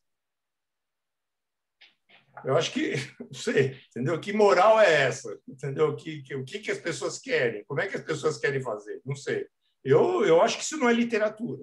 Para mim, isso é autoajuda ou é politicamente correto, isso é outra coisa. O que interessa, na minha opinião, para o leitor é os livros técnicos, que vão ensinar coisas importantes a respeito da língua, a respeito da geografia, a respeito da matemática, etc. e tal, e uma literatura que crie indagações nele, que ele possa se rever através da literatura, que ele possa pensar no país dele, possa pensar nele mesmo, possa pensar na sociedade que ele vive, possa pensar no que é essa aventura humana, individual, de cada um de nós, construindo o nosso caminho, ele se identificar com esses personagens, então, que aparecem na ficção e na poesia também, né? Eu falo ficção e poesia porque eu acho que a leitura da poesia é fundamental. E ela é muito pouco lida no Brasil, né? Eu até fiz questão de trazer 2 exemplos com poesias, né? Com poemas aqui. Enfim, é isso. Eu acho que isso aí sempre teve, viu? Não é de hoje também. Essa coisa de querer ensinar. Eu acho que o adulto tem uma hora que ele tem que sair do papel de adulto e sentar do lado da criança, entendeu? E trocar umas figurinhas, e trocar opiniões, trocar sentimentos, trocar visões de mundo. Não ficar sempre nesse papel, vou ensinar a você. A criança é um selvagem e o adulto é um civilizado. Não é o que se vê. É mentira isso. Você está identificando mais questões aí, Cláudia?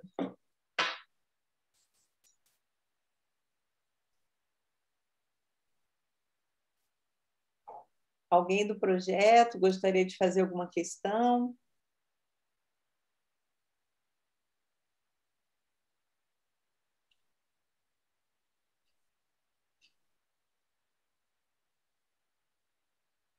Eu queria fazer uma questão, Ricardo, bem breve, até comentando um pouco do que você falou, dos pressupostos, né, da ficção, que você falou que é a concisão.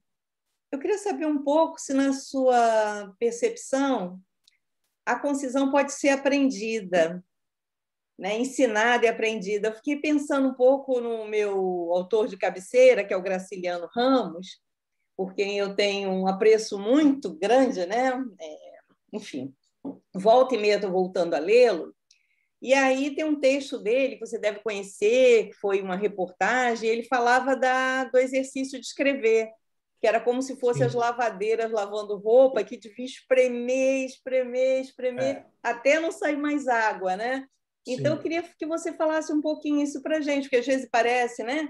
Eu também me chamou a atenção essa questão, porque você acabou de falar, não, eu estou estudando para escrever.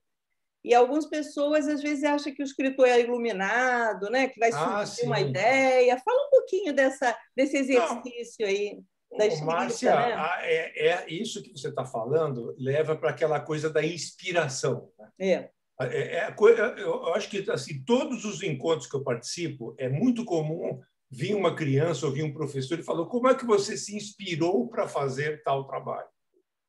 Então, eu vejo da seguinte forma: não existe inspiração nenhuma. O que existe é uma vontade de contar uma história. Tem gente que tem vontade de contar histórias, tem gente que gosta de fazer outras coisas. Né? Agora, se eu tenho uma vontade de contar, eu posso ter ideias. Essas ideias, e nada é quase a mesma coisa, uma ideia, entendeu? A ideia é uma ideia, tudo bem. Agora, transformar essa ideia num livro, num projeto, dá trabalho. Dá muito trabalho. E é isso só que o trabalho é que nos une, né? Quer dizer, trabalho todo mundo pode trabalhar. Inspiração, parece que uns 3 ou 4 que tem inspiração. Eu não conheço isso. Eu conheço trabalho, conheço muito trabalho, né? E a concisão pode se aprender, sim. Você falou, acho que e sabe como você aprende? Lendo escritores concisos e lendo histórias populares, porque as histórias populares são todas concisas. Você pega por exemplo, eu tenho um livro que chama Contos de Espanto e Alumbramento, tem umas 7 ou 8 histórias, não lembro mais quantas. São histórias assim para um leitor um pouco mais velho, um pouco porque elas são mais densas e mais talvez tratam de assuntos mais complexos um pouco, né? Então tem, por exemplo, Roberto do Diabo, uma das histórias. Aquilo dá um filme, dá um texto de, sei lá, de 400 páginas, tranquilo, entendeu? Tem muito assunto naquela história. Pois ela no meu livro, ela deve ter 10 páginas. Tudo resumido, é a história de um cara, só para resumir o que eu vou contar para vocês, é uma história muito antiga, né? O Câmara Cascudo fala que é um dos 5 livros do povo. 5 histórias do povo, essa história do Roberto Diabo. A história é a seguinte, é um rei, um duque que não podia ter filhos, que não conseguia ter filhos, e a mulher está desesperada com isso. E ela faz um pacto com o diabo e fica grávida. E o filho que nasce é o Roberto, chama Roberto, que é uma praga total. Só que, veja que interessante, num dado momento, ele cai em si, procura a mãe e pergunta: o que aconteceu comigo? E ela conta. Ela fala: eu fiz um pacto com o diabo. A partir daí, ele começa a fazer uma revolução dentro dele. É inacreditável a história. É inacreditável. Vocês leiam, você pode ler no Câmara Cascudo, tem também, Roberto do Diabo. Está no livro 5 Livros do Povo. Tá? Leiam essa história e vejam a densidade dessa história, o grau de questões complexíssimas e éticas que esse livro tem. E ainda tem um final feliz, viu? Apesar de tudo, todas as desgraças que acontecem, acaba o cara conseguindo, porque isso é típico do conto popular. O conto popular é que nem o povo, entendeu? O povo não vai armar, você não vai armar uma barraca na feira se você acha que vai dar tudo errado. Você não vai sair para o mar se você acha que não tem peixe. O povo vive de esperança. Entendeu? Você vai caçar no mato porque você acha que tem bicho, pô. Então, as histórias do povo sempre terminam bem, a maioria é coisa absoluta, tem um final feliz, não é porque é uma fórmula literária, é uma questão de modelo de consciência, entendeu? É uma consciência da vida que se você vai, é porque vale a pena ir. Ok. Tem uma questão aqui, professora, é que para o professor, se o professor Ricardo Azevedo podia falar sobre a taxação do livro e o argumento do governo de que o pobre não lê. O que o senhor acha disso? Sobre eu até fiz um comentário no Facebook, é mais ou menos a mesma coisa do cara aumentar o imposto da comida, porque ele fala assim, o povo não come. Podemos aumentar, então, o imposto da comida e já fica sem comer mesmo, tudo bem. O único comentário que eu tenho é esse, é uma imbecilidade tão grande que, então, aumenta já o preço de tudo, deixa as pessoas morrerem sossegadas. É isso. Lamentável, só isso que eu posso dizer. Tem uma mãe do CAP que disse que toda assim, a construção, né, do CAP é baseada em leitura. Então, ela estava aplaudindo essa questão de que se lê muito no CAP da UERJ, né? É a Nicole, Nicole, do CAP da UERJ. O carro-chefe é a leitura. Mãe da Nicole, da turma 52 do CAP UERJ. Então, acho que a Nicole é a filha, mas a mãe que está aqui comentando a importância, né, de se ler. Claro. Acho que corroborando aí tudo que você já nos trouxe. Sim. Outro fala a própria, acho que mãe da Nicole, nossas universidades estão sofrendo desmonte com esse governo. A valorização, aí a Sônia, a valorização do professor é de suma importância. Claro.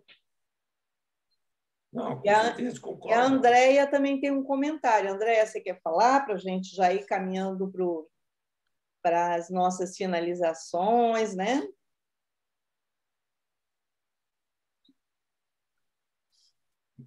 Ela está aí?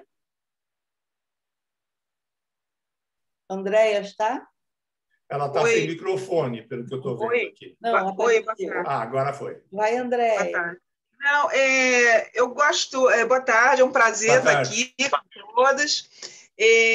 Eu gosto muito de ler e gosto muito de escrever também. A minha curiosidade é se essa questão de escrever todo dia, né, é um exercício assim que tem que ser, né? Tipo assim, né? Algumas pessoas escolhem talvez um momento para escrever, não necessariamente uma inspiração, mas assim, eu gosto de escrever todo dia, nem que seja uma lista de compras, né?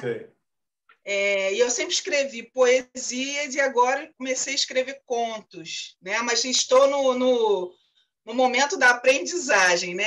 Exercitando para.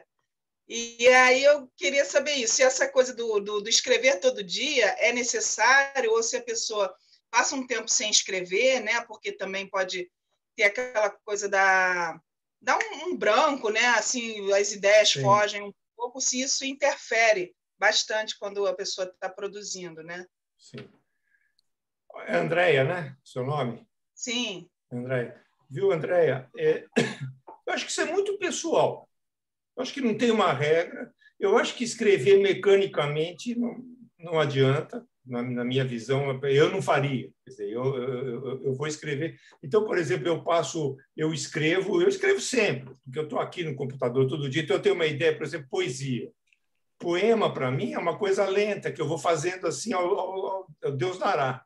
E num dado momento eu junto esses poemas, vejo se eles têm uma cara, já se tem. É uma coisa que sem programação. Hoje mesmo eu tive uma ideia aqui, eu anotei, fiz uma anotação lá no meu arquivo de poemas, não sei se vai sair ou não, é uma coisa assim. Agora, por exemplo, só para te dar um exemplo, eu escrevi 2 livros que se passam no período colonial.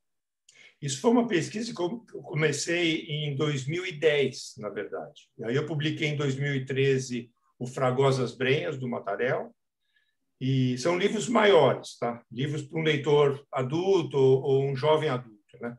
E trago a memória do fim, eu lancei em 2019. Mas a pesquisa que eu fiz é a mesma. Eu continuei fazendo a pesquisa, tá? E agora eu estou continuando essa pesquisa que eu pretendo começar a fazer um livro. Então, por exemplo, para mim pesquisar é o seguinte, eu já li esse livro que eu mostrei para vocês, agora eu estou fichando o livro. Isso é escrever para mim. Então, só que agora eu estou fichando, às vezes aparece uma ideia, eu falo, puxa, isso aqui é interessante, porque eu já estou imaginando o que eu vou escrever. Eu jogo no meu arquivo do texto. Então, é isso, entendeu? Outras vezes, por exemplo, na época que eu estava fazendo os contos populares, que já faz anos atrás, que eu fiz essa pesquisa muito grande durante anos, né? Então, aí eu tinha os contos, pesquisava, então eu escrevia aquilo tudo. Os contos que são criados inteiramente por mim, às vezes eu tenho uma ideia, eu anoto. Quando essa ideia eu sinto que está madura, aí eu trabalho. É muito caótico, é caótico, mas é diário, tá? E preciso dizer o seguinte, eu sou desenhista. Então, em muitos momentos, eu desenho. Agora, nesse período com essa crise, eu fiz muitos desenhos sobre o coronavírus. De vez em quando eu boto no Facebook vários, desde 2020 que eu estou fazendo. E sobre o período político que nós vivemos também, que é lamentável, eu também faço desenhos. Então, o desenho, para mim, é uma metáfora. Entendeu? É como se fosse um texto metafórico. Eu estou escrevendo através de uma imagem. Então, é tudo misturado, entendeu? Tá ótimo. Por exemplo, eu sou aquele cara que eu acho que as escolas deveriam dar muito mais linguagem visual do que dão. A linguagem visual é uma linguagem, é como escrever. Você pode se manifestar através da linguagem, através de um desenho, você pode dizer muito mais coisas, às vezes, do que um texto. Então, a escola ignora, né? A escola ainda é voltada só para o texto escrito. Um dia não vai ser mais, pode ter certeza disso, porque o cinema já está até velho, coitado do cinema, e ignora o cinema até hoje. As imagens, a metáfora, principalmente a metáfora e a metonímia, são um prato cheio para quem desenha. Um prato cheio para quem desenha. E só que se o aluno compreender o desenho, ele vai compreender o que é isso no texto. Um alimenta o outro, entendeu? Então, Ricardo, mas é isso. Agora, eu acho muito pessoal, muito pessoal. Obrigada.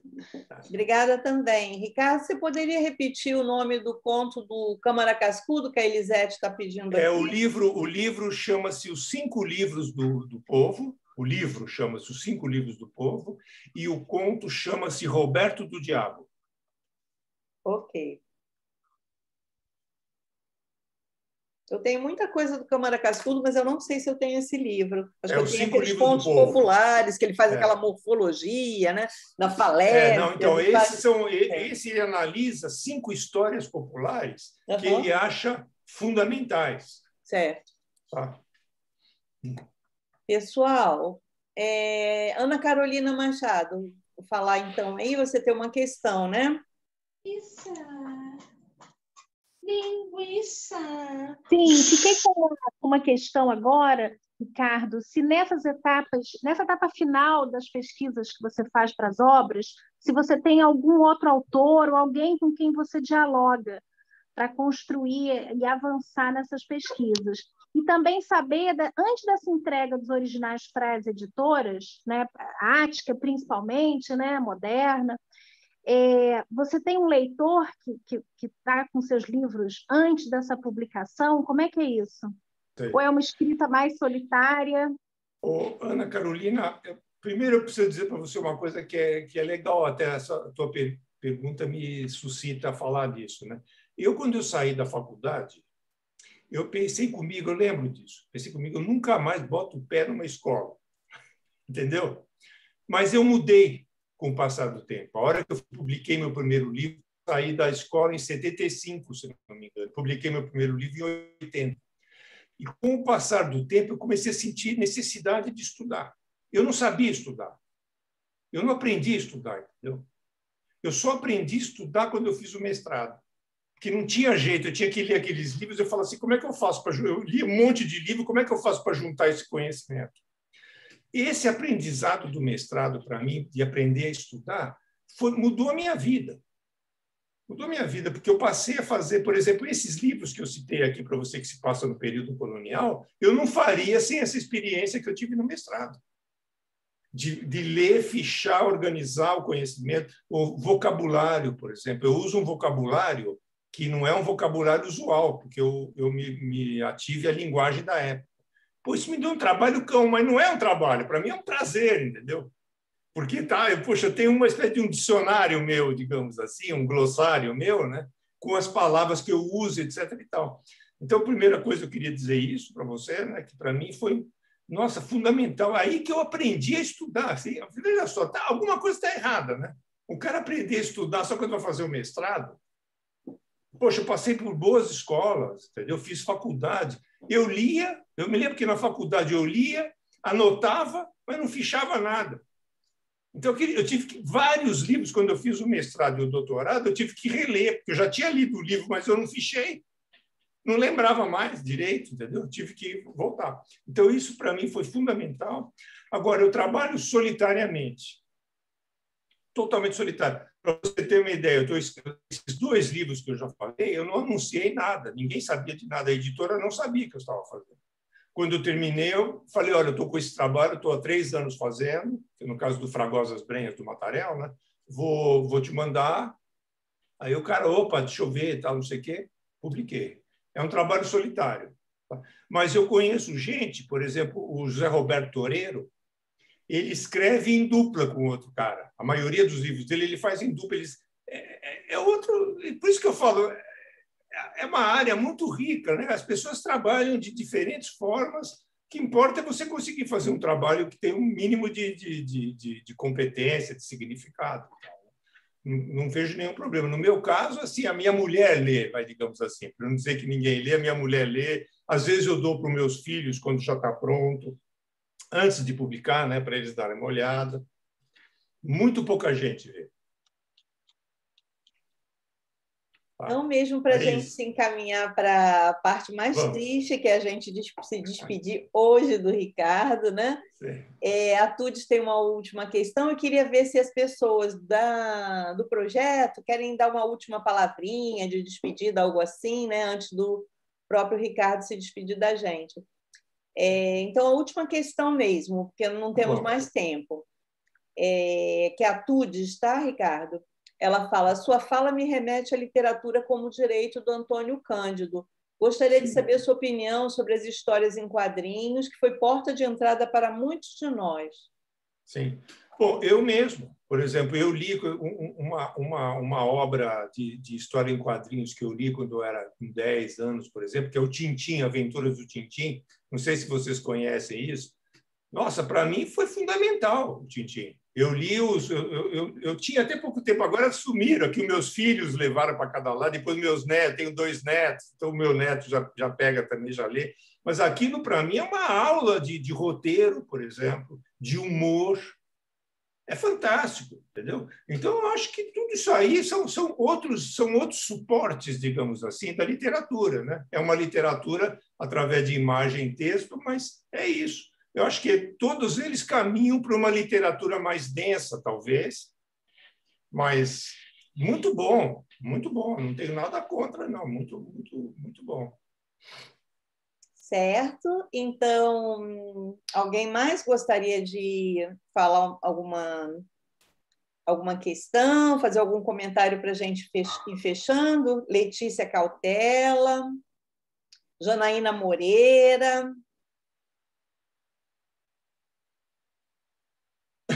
Ana, quem mais que está aí da roda? Temos a... Deixa eu ver aqui, porque a minha memória também às vezes falha, né? Aline Santos Costa. Eu estou vendo umas mensagens aqui, todos com agradecimentos, muito bacana. Eu que agradeço. O pessoal agradeceu, muito obrigada, excelente. Jana, quer falar? Só agradecer mesmo, Márcia. A gente fica se deliciando aqui com as palavras do Ricardo. Eu queria compartilhar com você, Ricardo, que eu fui professora em Roraima por 8 anos. Então, em Roraima? Quando você trouxe essa experiência, eu revivi momentos em sala de aula que eu tinha que aprender muito com eles. Né? Não é verdade isso? Você viveu isso, né? Você viveu isso. Nossa, é incrível. Que bom, bacana. Fico muito feliz. Muito obrigada. Eu que agradeço. Muito obrigado. Muito bacana. Para sintetizar, acho que as pessoas mesmo estão sintetizando. Tarde prazerosa. Muito obrigada por compartilhar seu conhecimento, Ricardo. Isso foi a Adriana. Joyce, foi maravilhoso estar com vocês. Obrigada. Fantástica essa experiência, Isabel. Agradeço a todos por esse momento. Conversa maravilhosa. Adorei. Obrigada, professor. Gratidão, Ricardo. Muito obrigada. Amei essa tarde. Então, eu acho que tudo isso nos torna pessoas um pouco melhores, né? Sim, que bom. Então, obrigado. Eu fico muito feliz também, Ricardo, por te conhecer de mais de pertinho, né? Porque eu já te conheço há muito tempo. Parece aquele filme, Nunca Te Vi, Sempre Te Amei. Não sei se vocês conhecem esse filme, mas há pessoas que a gente nunca viu e ama, né? Digamos assim. Que bom. Muito obrigado, Márcia. Isso, muito obrigada por tudo. A todos que participaram, queria só deixar um aviso que a gente, em junho e julho, vai fazer uma pausa para replanejamento e retornamos com as rodas em agosto, tá bom? Então, uma boa tarde para todos. Ricardo, gostaria de falar muito obrigado. Eu quero só agradecer essa oportunidade, viu, Márcia? E gostei muito de poder conversar com vocês. Eu acho que essa troca mesmo, eu também, quando surge uma pergunta, eu mesmo sou obrigado a pensar melhor nas minhas coisas, eu mesmo falo coisas que eu nem tinha falado, enfim, que eu mesmo entendo melhor, e é assim, vocês são professores, vocês sabem disso, né? Às vezes, quando a gente fala uma coisa, a gente entende melhor aquilo que a gente mesmo já conhece, mas não sabia que era desse jeito, né? Então, eu agradeço muito, desejo boa sorte a todos e reforço a minha confiança total na leitura. Eu gosto de uma frase do John Dewey. Ele falava o seguinte, que quem não lê está condenado a fazer os projetos de quem lê. Quando eu falo com jovens e com crianças, eu falo isso para eles. Eles ficam com o olho desse tamanho, né? Eles falam, opa! Então, para motivar mesmo, leia. É lógico, pô. Você pegou, eu estou vendo os seus livros, Márcia, aí atrás, quanto livro. Isso é livro, isso é coisa, isso é o teu tesouro, entendeu? Isso é o teu tesouro. Você vai lá, você sabe, você precisa de uma coisa, você já sabe onde é que está, está nesse livro aqui, deixa eu olhar. É isso. Então, tudo de bom para vocês. Esse cara é bom.